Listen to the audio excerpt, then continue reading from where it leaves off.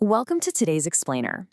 We're unpacking a story that is literally unfolding right in front of us, and honestly, it's sending absolute shockwaves through the global economy. We're looking at the sudden, staggering collapse of North American trade talks between the United States and Canada. Just when an agreement actually seemed within reach, negotiations completely derailed late Friday night. Today, we're going to look strictly at the facts, lay out the timeline, and really dig into the core of why the US and Canada are fighting in this historic economic clash. Okay, let's dive into this, because the inciting incident comes down to one massive number: 50%. Following the breakdown of the trade talks, the United States immediately brought the gavel down, announcing massive 50% tariffs on a wide range of Canadian goods. Make no mistake, this isn't just a minor policy tweak. It's a massive economic shockwave sent directly across the northern border, instantly upending a deeply integrated trading relationship between two neighboring giants. Here is our roadmap for today. 1. The 50% tariff shock. 2. Why the US and Canada fight. 3. The 51st state ultimatum. And 4. The trilateral trade threat. Let's get right into it. Section 1. The 50% tariff shock. So, this entire breakdown traces back to late Friday night, triggering $20 billion in new U.S. tariffs, pressing in on Canadian imports. To put that into perspective, that's roughly 15 billion pounds or 28 billion Canadian dollars, covering about 5% of total Canadian imports to the U.S. And it's absolutely crucial to remember that these new levies are being stacked right on top of existing U.S. tariffs that are already heavily hitting Canadian steel, aluminum, autos, and lumber. Now, you might be wondering, what does a $20 billion hit actually look like? Well, it brings a high-level political standoff right down to the cash register for everyday items. We're talking about a massive 50% tax slapped on things like wine, dairy, cement for construction, everyday clothing, and yeah, even hockey equipment. This abstract international dispute, it's going to be immediately felt by the average consumer. And the Canadian response? It was swift and absolute. Prime Minister Mark Carney called the fresh tariffs a miscalculation designed to hurt and divide their nation. He immediately announced a strict dollar-for-dollar retaliation starting on the 8th of September. Canada says they are doing this reluctantly to protect their interests, but make no mistake, they are fully committing to matching these levies, which signals a massive escalation.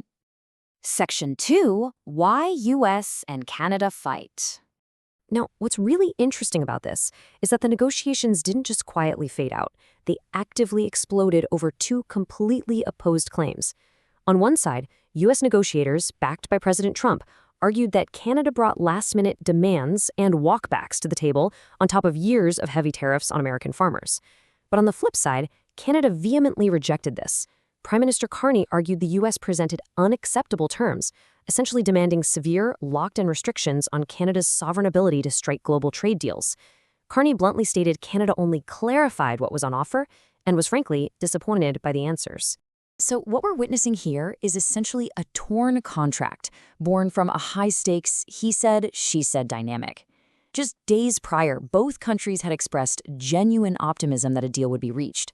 But the sudden derailment basically came down to both sides feeling completely blindsided, officially accusing the other of inserting unfair, last-minute changes into the agreement. To really understand the U.S. positioning, we have to look at the rhetoric coming directly from the top. U.S. President Donald Trump stated that Canada wants the benefits of being a state without being one.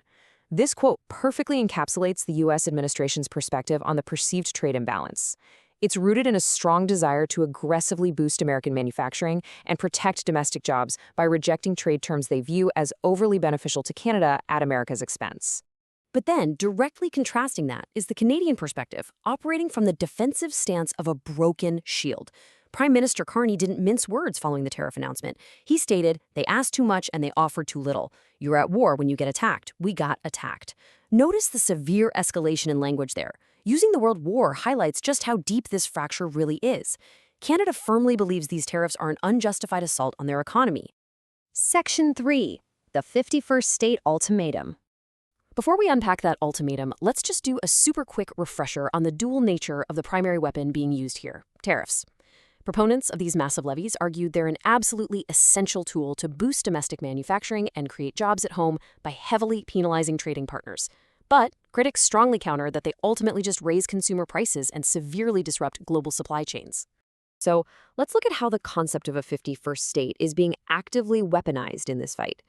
For the US, integrating Canada like a puzzle piece into a 51st state framework is viewed as a clear path to fair integrated trade, a point President Trump has repeatedly emphasized since returning to office. But for Canada, that proposition hits a total brick wall.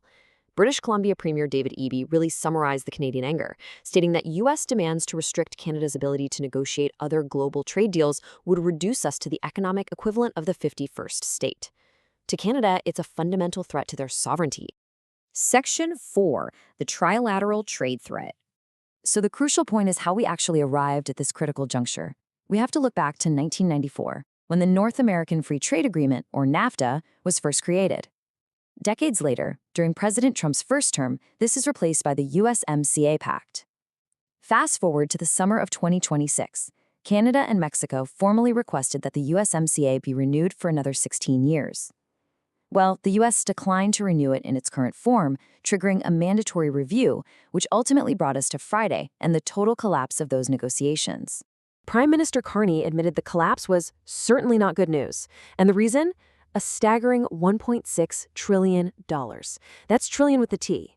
That is the sheer scale of the annual trilateral trade that happens across Canada, the U.S., and Mexico, all underpinned by the USMCA. We're not just talking about a local dispute here. An entire continent's economic engine is stalling out. What's particularly fascinating about the fallout, though, is the domestic reaction inside Canada. Despite their usual internal political differences, Canadian leadership across the spectrum has formed a completely unified front. Doug Ford, the leader of Ontario, backed Carney. The conservative opposition leader, Pierre Poilievre, called the U.S. levies unjustified. Quebec's premier, Christine Fréchette, warned of real job losses. Even Alberta Premier Danielle Smith, who has historically worked to make inroads with the Trump administration, is warning of the consequences. They are uniformly backing the pushback. Which brings us to the final, looming question. We've seen the facts, the timelines, and the core claims driving why these two nations are fighting. So what happens next? Will this dollar-for-dollar trade war create enough pressure to force everyone back to the table for a new deal? Or are we witnessing the permanent fracture of a $1.6 trillion economic alliance? The long-term impacts on global supply chains and our daily wallets are waiting in the balance. Thank you so much for joining me for today's Explainer. Keep an eye on this space, because this story is far from over.